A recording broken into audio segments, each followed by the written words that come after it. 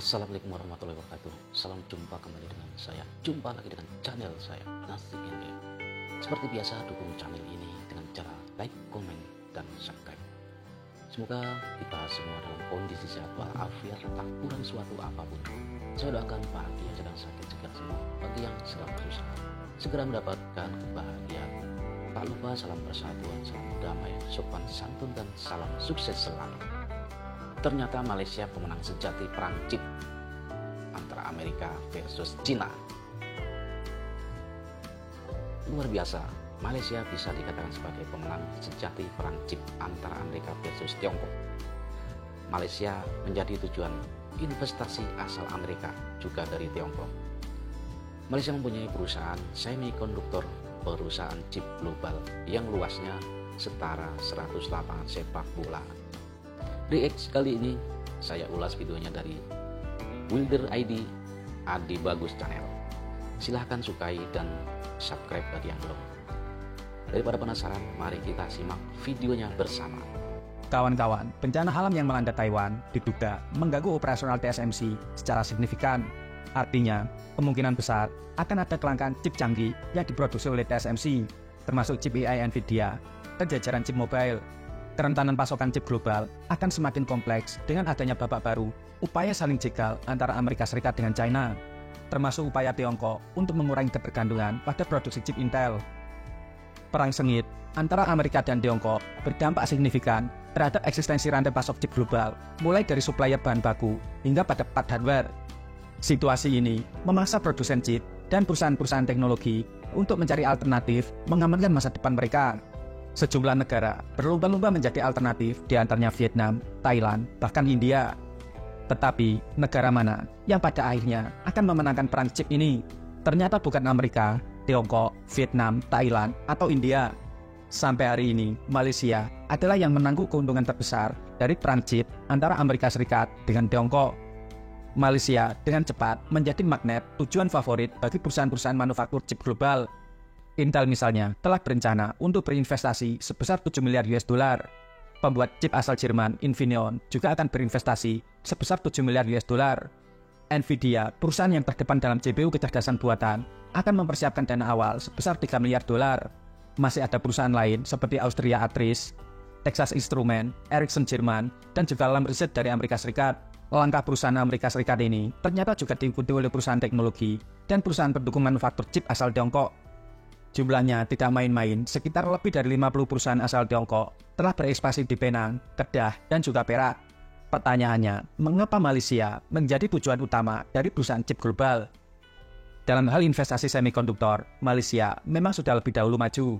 Malaysia telah menjadi pusat pembuatan chip lebih dari setengah abad. Pada tahun 1972, sawah berlumpur di Penang menjadi fasilitas produksi pertama Intel di luar Amerika Serikat. Terpikat oleh zona perdagangan bebas dan pelabuhan pelayaran yang sibuk di Selat Malaka, Intel, AMD, Renesas, KZ Internasional, dan beberapa perusahaan multinasional teknologi lain menjadi pionir lembah silikon di timur. Malaysia telah menjadi rumah manufaktur yang cukup handal dalam hal perakitan, pengemasan, dan pengujian chip dengan tenaga kerja yang cukup murah, padat karya, namun menjadi bagian penting dari rantai pasokan manufaktur semikonduktor global. Malaysia bahkan sudah menjadi eksportir semikonduktor terbesar ke-6 di dunia dan menguasai 13% pasar pengemasan, perakitan, dan pengujian semikonduktor global. Negeri jiran ini juga menyumbang 20% impor semikonduktor Amerika Serikat setiap tahun, lebih banyak dibandingkan dengan Taiwan, Jepang, atau Korea Selatan. Meskipun industri chip Malaysia hanya fokus pada rantai produksi kelas menengah dan kelas rendah, tetapi segera akan melakukan perakitan produksi chip yang lebih canggih. Banyaknya permintaan chip bertenaga tinggi di sektor-sektor seperti kendaraan listrik dan kecerdasan buatan berarti akan meningkatkan kualitas manufaktur chip di Malaysia menuju chip yang jauh lebih kompleks. Ekosistem, konektivitas, dan infrastruktur chip yang ada di Malaysia merupakan daya tarik utama. Micron yang berbasis di Amerika Serikat meluncurkan fasilitas kedua untuk perakitan dan pengujian di Penang. Sementara Infineon, bekas anak perusahaan Jerman, Siemens, akan menghabiskan dana hingga 5,4 miliar US dollar untuk melakukan ekspansi selama 5 tahun ke depan.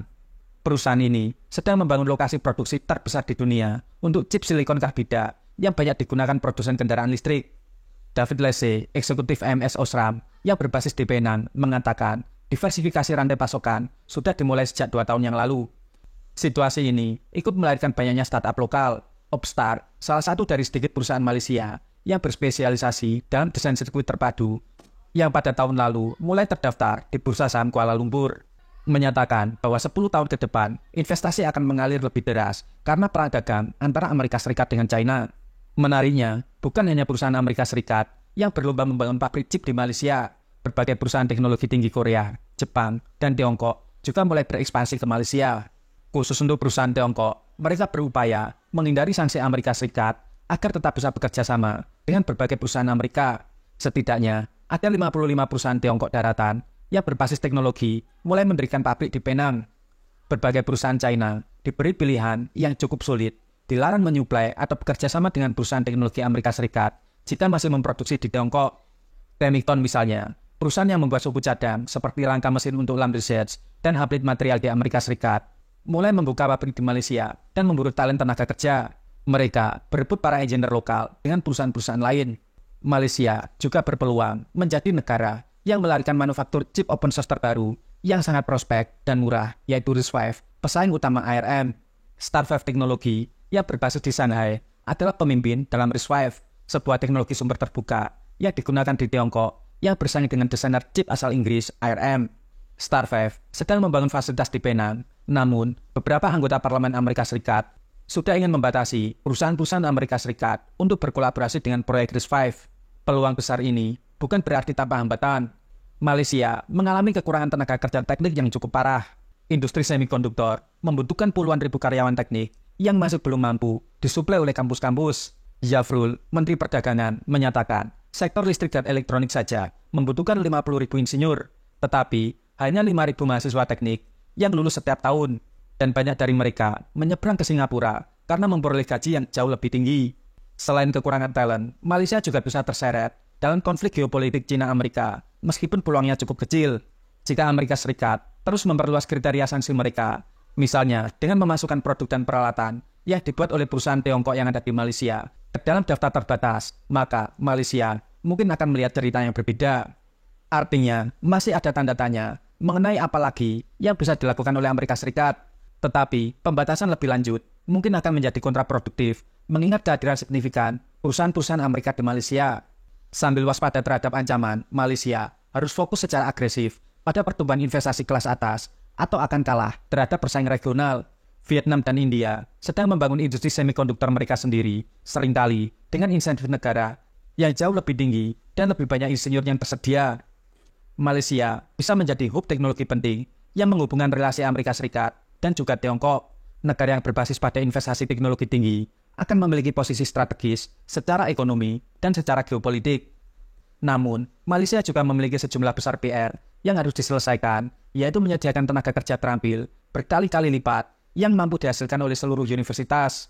Selain itu, potensi konflik yang kian menajam antara Amerika Serikat dengan Tiongkok, selain menjadi berkah, juga bisa berubah menjadi ancaman yang cukup signifikan. Oke kawan-kawan, demikian. Terima kasih. Mekaten dulur, bagaimana komentar teman-teman semua? Silahkan penuhi kolom komentarnya. Mangga diantos. Oke teman-teman, sampai di sini saja jumpa kita kali ini. Semoga bisa menghibur dan menambah wawasan kita. Tak lupa salam damai, jaga persatuan, salam sopan santun, dan salam sukses selalu. Jika punya saran silahkan komen di bawah ini. Assalamualaikum warahmatullahi wabarakatuh.